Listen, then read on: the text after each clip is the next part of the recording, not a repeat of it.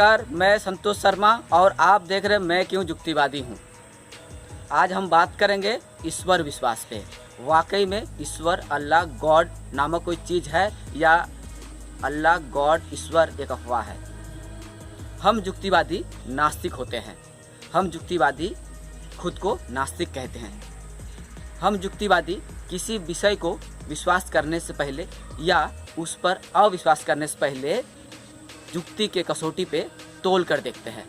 तो आइए हम आज तर्क के कसौटी पे तोल कर देखते हैं कि ईश्वर वाकई में है या नहीं। ईश्वर में विश्वास करने वाले लोगों का एक तर्क है, क्या आप साबित कर पाएंगे ईश्वर है या नहीं? इसका सीधा साधा जवाब है, जो लोग ईश्वर पे विश्वास करते हैं, जो लोग अल्लाह पे विश्वास करते हैं, जो लोग गॉड पे विश्वास करते हैं, उन्हीं का ये दायित्व है कि वो प्रमाण करे ईश्वर है या नहीं। हम युक्तिवादी तर्क की कसौटी पे परख के देखेंगे कि आपका द्वारा दिए गए प्रमाण सही है या गलत। दावा करने वालों को ही ये प्रमाण देना पड़ता है कि उनका दावा सही है या नहीं। विज्ञान के सामने किसका विश्वास, किसी का अंधविश्वास का एक कौड़ी मोल नहीं है। ईश्वर पर विश्वास रखने वाले लोगों का तर्क है कि हमने अपने परदादा को नहीं देखा है, हमने हवा नहीं देखा है, फिर भी इस पर हम विश्वास करते हैं। तो ईश्वर पर विश्वास करने में आपत्ति क्यों? इस तर्क का सीधा सा जवाब है कि हमारे दादाजी थे इसलिए हम हैं। वायु है तो पत्ता हिलता है, लेकिन ईश्वर है, इसके पक्ष में क्या प्रमाण है? ईश्वर विश्वासियों का दावा है, ईश्वर नहीं होने के बावजूद यह हमारे मनोबल को बढ़ाता है, ये हमारे आत्मविश्वास को बढ़ाता है। दूसरी ओर हम युक्तिवादियों का तर्क है, जो है नहीं, जो कल्पना है, जो अफवाह है, जो अंधविश्वास, वो किसी का आत्मविश्वास, किसी का आत्मबल कैसे बढ़ा सकता है? ईश्वर अल्लाह गॉड पर विश्वास करने वाले लोगों का दावा है कि ईश्वर अंतर्यामी है, ईश्वर कण कण में बसा हुआ है, वो हर व्यक्ति के मन की बात जानता है।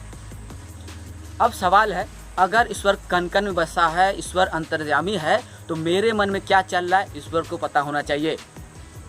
अगर ईश्वर अंतर्यामी है तो मंदिर, मस्जिद, चर्च में हमें नहीं जाना चाहिए, ये भगवान से कुछ मांगना नहीं चाहिए, क्योंकि अगर ईश्वर अंतर्यामी है तो उन्हें पता है कि हमें क्या चाहिए। लेकिन जब कोई मंदिर, मस्जिद, चर्च में जाके कुछ मांगता है तो इससे सवाल उठता है कि ईश्वर अल्लाह गॉड अंतर्यामी नहीं है। ईश्वर अल्लाह गॉड भगवान पर विश्वास करने वाले लोगों का दावा है कि उनकी मर्जी के बिना एक पत्ता तक नहीं हिलता है, ईश्वर की मर्जी से ही सब कुछ होता है। तो सवाल है, क्या ईश्वर की मर्जी से ही जुर्म होता है? क्या ईश्वर की मर्जी से ही कोई बीमार पड़ता है? अगर ईश्वर की मर्जी से ही जुर्म होता है, अपराध होता है, तो ईश्वर की मर्जी से ही अपराधी को सज़ा मिलनी चाहिए। इसके लिए कानून, अदालत की कोई ज़रूरत नहीं है। जो लोग ईश्वर पे विश्वास करते हैं उन्हें युक्तिवादियों का सीधी चुनौती है। जब आप बीमार पड़ते हैं तो दवा क्यों लेते हैं? जब आप बीमार पड़ते हैं तो डॉक्टर पास क्यों जाते हैं, अस्पताल क्यों जाते हैं?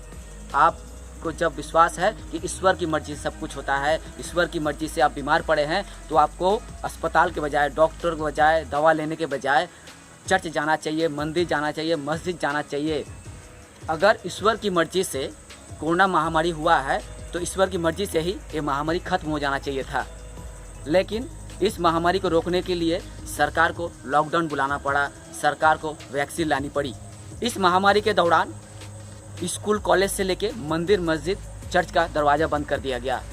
अगर ईश्वर में सही ताकत होता तो मंदिर, मस्जिद का दरवाज़ा खोल के बाहर आ जाते, लोगों को बचाने के लिए आ जाते। लेकिन ना कोई ईश्वर आया, ना कोई अल्लाह आया, ना कोई गॉड आया, ना अल्लाह गॉड ईश्वर के ठेकेदार बाबा जी, माता जी, तांत्रिक आगे आए। कोरोना महामारी ने यह साबित कर दिया कि ईश्वर अल्लाह गॉड एक अफवाह है। इस अफवाह से दूर रहिए। विज्ञान ही आपको मदद दे सकती है, विज्ञान ही आपको सुरक्षा दे सकता है, विज्ञान ही आपको नया जीवन दे सकता है। कोरोना महामारी से बचा सकता है विज्ञान, कोरोना महामारी से बचा सकता है चिकित्सा विज्ञान, लेकिन कोई अंधविश्वास, कोई ईश्वर, ना कोई अल्लाह हमें बचा सकता है। कुछ लोगों का दावा है कि उन्होंने ईश्वर का दर्शन किया है, कुछ लोगों का दावा है कि उन पे देवी देवता आते हैं। जबकि विज्ञान, चिकित्सा विज्ञान, मनोविज्ञान ने साबित कर दिया है, अगर किसी को ईश्वर दिखाई देता है, अगर किसी पे देवी देवता आता है, तो वो एक मानसिक बीमारी ग्रस्त व्यक्ति है। इसका आधुनिक चिकित्सा विज्ञान में इलाज संभव है। इस पर युक्तिवादी समिति का एक सीधी चुनौती है, अगर आपके पास दैवी शक्ति है, अगर आप ईश्वर देखे हैं, तो एक ईश्वर का कारनामा करके दिखाइए, ईश्वर का प्रमाण दिखाइए। वो प्रमाण तर्क की कसौटी पे खड़ा उतरता है कि नहीं, उसे हम जरूर परख के देखेंगे।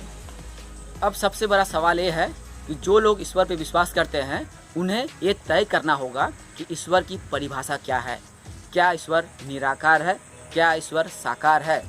निराकार है तो साकार क्यों? साकार है तो निराकार क्यों? परिभाषा एक होनी चाहिए, दो नहीं। ईश्वर, अल्लाह, गॉड या भगवान ना कण कण में है, ना अंतर्जामी है। ये एक अफवाह है, एक अंधविश्वास है, एक कल्पना है। ना ईश्वर कण कण में है, ना कहीं मन में है, ना ईश्वर कभी था, ना ईश्वर है, ना कभी रहेगा। मैं युक्तिवादी हूँ, मैं नास्तिक हूँ, इस पर मुझे गर्व है। लेकिन कुछ लोग ये कहते हैं कि नास्तिक का अर्थ है आस्तिक, जो ईश्वर पे सबसे ज़्यादा विश्वास करता है। ये गलतफहमी कुछ लोग फैलाते हैं, इस तरह का अफवाह कुछ लोग फैलाते हैं कि जो नास्तिक होते हैं वो ईश्वर विश्वासी होते हैं, जबकि नास्तिक होने का सीधा शब्द है कि ईश्वर का कोई अस्तित्व नहीं है, अल्लाह का कोई अस्तित्व नहीं है, गॉड का कोई अस्तित्व नहीं है, और इस पर ही हम विश्वास करते हैं कि ईश्वर, अल्लाह, गॉड नहीं है। नास्तिक तो नास्तिक ही होता है। सिर्फ ईश्वर पे विश्वास करने वाले लोग अंधविश्वासी होते हैं, अफवाह में विश्वास करने वाले लोग होते हैं मूर्ख होते हैं। धरती पे जब किसी बच्चा का जन्म होता है तो वो नास्तिक होता है, लेकिन उसका परिवार, उसका समाज, उसका रिश्तेदार उसे नास्तिक से आस्तिक बना देता है, उसे नास्तिक से अंधविश्वास के दलदल में ढकेल देता है। लेकिन विज्ञान, ज्ञान उस आस्तिक को फिर से नास्तिक बना सकता है। जिस तरह से मैं आज नास्तिक हूँ, मैं आज युक्तिवादी हूँ, और मुझे युक्तिवादी और नास्तिक होने में गर्व है। ईश्वर विश्वासी होकर मूर्ख नहीं बनना। आज हमें कण कण में अंतर्यामी ईश्वर नामक अफवाह, कल्पना या अंधविश्वास की खोज की जरूरत नहीं है। आज हमें विज्ञान की खोज की जरूरत है। आज के लिए इतना ही। आप देखते रहिए मैं क्यों युक्तिवादी हूँ। आगे और भी विषय लेके हाजिर हूँगा। मैं संतोष शर्मा।